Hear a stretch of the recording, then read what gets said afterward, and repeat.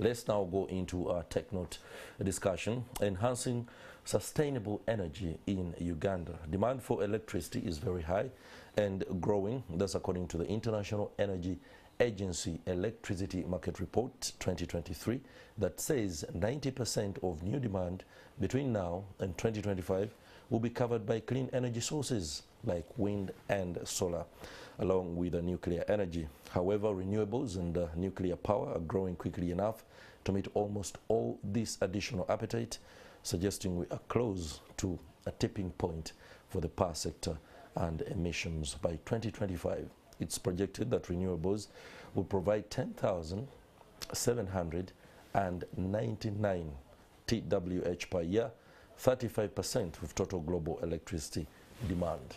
That's a whole lot of electric language. There is a man who knows it all. Douglas Gavala, D-Light Solar Uganda Limited official, is here to help us understand exactly what is going on. Just bring us up to speed with enhancing sustainable energy and what solar plays in that role and what exactly D-Light is as we get underway. Thank you, Chris, and we wish you a quick recovery. I think Uganda has made quite tremendous steps in terms of growing renewable energy. Yeah. If I may just look the last 2 decades, looking at 2002, when the national policy in terms of energy and renewable energy came into place, we have seen quite tremendous steps in terms of both from a legal perspective, from institutional framework. That's right. And also from a consumer awareness. So I think the country is moving in the right direction. There is acceptance of renewable energy, more say if you look at solar energy. And therefore, we have different perspectives for different renewable energies. We have solar, we have wind power, we have geothermal, we have biomass. But for Uganda, and if I may put it in perspective, Sub-Saharan Africa, solar has been the key driver of renewable energy. All right, and then what is D-Light's role in all this? What are you doing different from all other sector players? So thank you so much. So D-Light is a key player in solar energy, and if I may put it in perspective, what we call the PV or photovoltaic sector, in terms of driving usage of solar into the homesteads, into a small business sector, providing light to the marginalized in terms of electricity. And D-Light is the top player, not only in Uganda, but across the globe. We are the pioneer of solar energy across the sector in terms of PV solar energy. So D-Light has played her role in terms of driving sensitization of solar industry in Uganda, and also providing affordable and reliable solar energy sources to the consumers, and also enlightening the consumers, because we've had issues where consumers were not enlightened before. So we are driving that sensitization, so the consumer knows what they are consuming and the impact of what they're consuming to the environment. That's right. So that means that the consumption patterns are well mapped out, and you know where and who is using solar. Can you give us an idea, especially across the country? So D-Light, as what we call OGS, or off-the-grid solar energy companies, we strive on innovation and driving consumer products to these consumers at the lowest part or the farthest part of this country. And what OGS have come with, and they've come with a proper tools to make sure that you understand who is our consumer. Today, I can tell you with confidence, I know all my consumers across the country.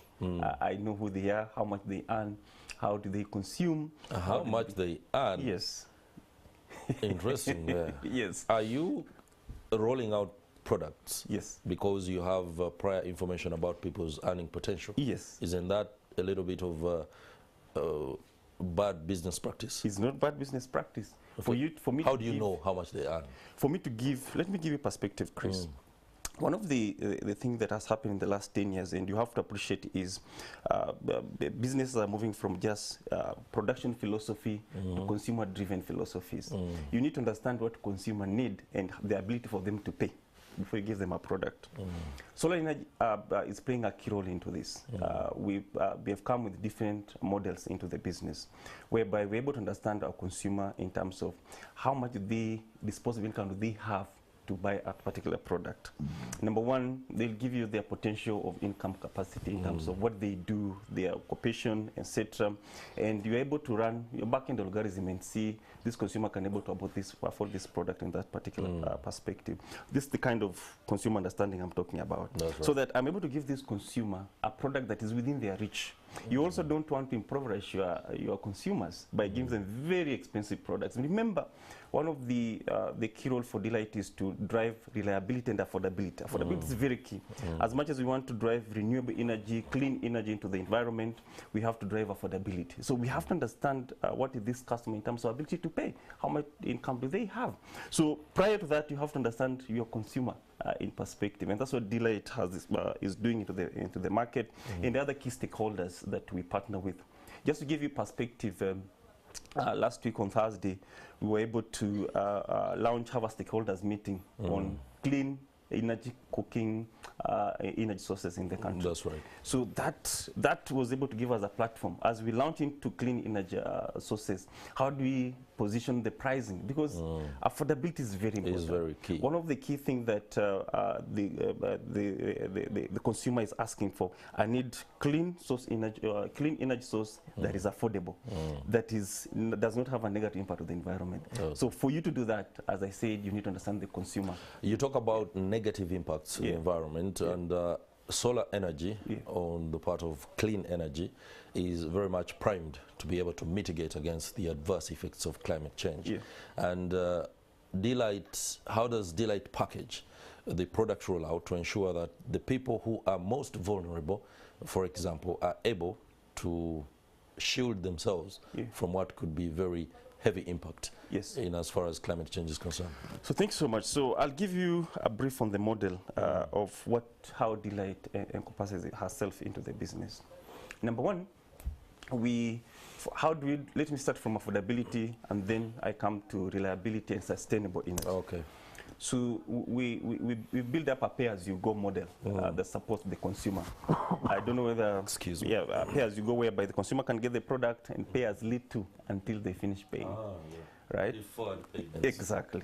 Deferred payment. That is in terms of affordability. So you make this product very affordable to the consumer, that they can pay 100 UGX daily and get the ownership of the product in the next 1.5 years. So that has been answered. When it comes to reliable, we've given warranties to our products, actually Delight products, for like 3 years and above, etc., so that the consumer is, is confident about the product is going to purchase.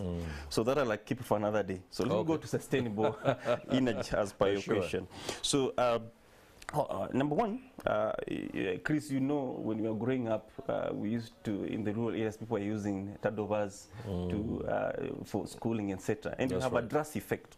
One of the drastic effect is the carbon dioxide that is emitted from this, and the fluoride and the methane and the nitrous oxide that affect the environment. Number two, we used to have the emission of that smoke, and affects the health of a human being. Even from the kitchen. Even from the kitchen. Traditional exactly. So what Delight has replaced those turnovers with now affordable lanterns and solar home system. So that impact of emission of carbon dioxide is affecting the health of the normal well-being of the community, especially on the adverse areas, those guys who don't have access to proper energy in the rural areas. That has now changed. So you find that where we had a turnover, we have now a lantern. We now have a lantern. Exactly, etc. So that is the impact of sustainable energy sources that Delight is driving. All right. With regard to government promoting and helping investors expand off-grid opportunities for those that are reliant on hydro and fossil fuel-based power, how is it? Is there some kind of PPP, that is private-public partnerships, that can be adopted, or is it a case of the private sector pushing a government that is reluctant, or is it a case of a government that is hyper on this but faced with a private sector that hasn't have the capital? Thank you. So as on my opening remarks, I highlighted on the National Energy Policy of 2002. This was conceived in 2002, and it was passed into law in 2007.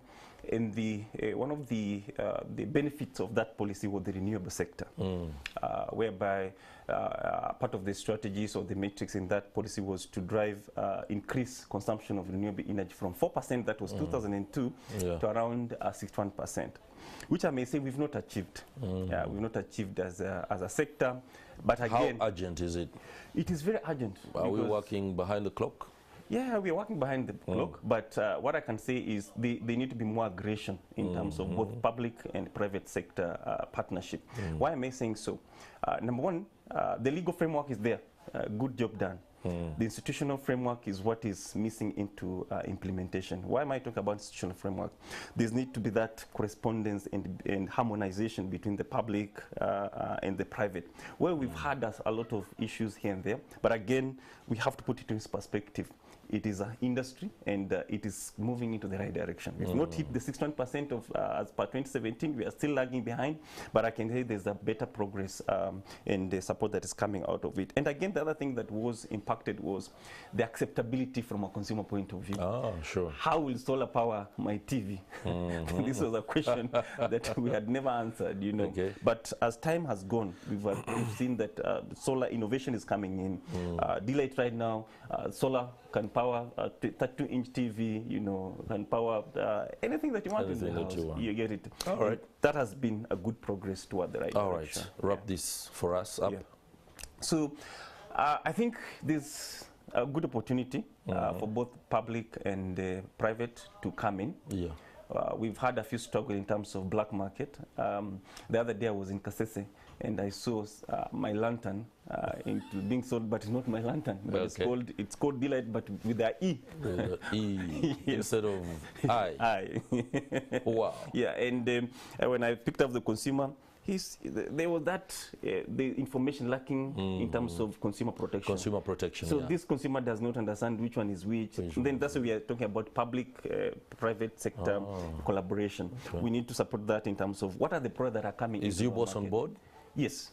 Okay. Yes. So what are the products that are coming to the market, and how do we eradicate this black market, and how do we make sure that the consumers get the right product quality that is sustainable, that is reliable? Those are some of the key things that we are moving forward. All right. Yeah. Interesting there. Many thanks for the perspective and shedding light on what's no doubt some of the inroads that are being made in enhancing sustainable energy in the country. Douglas Gavala, an official from Delight Solar Uganda Limited there. Many thanks for the insight.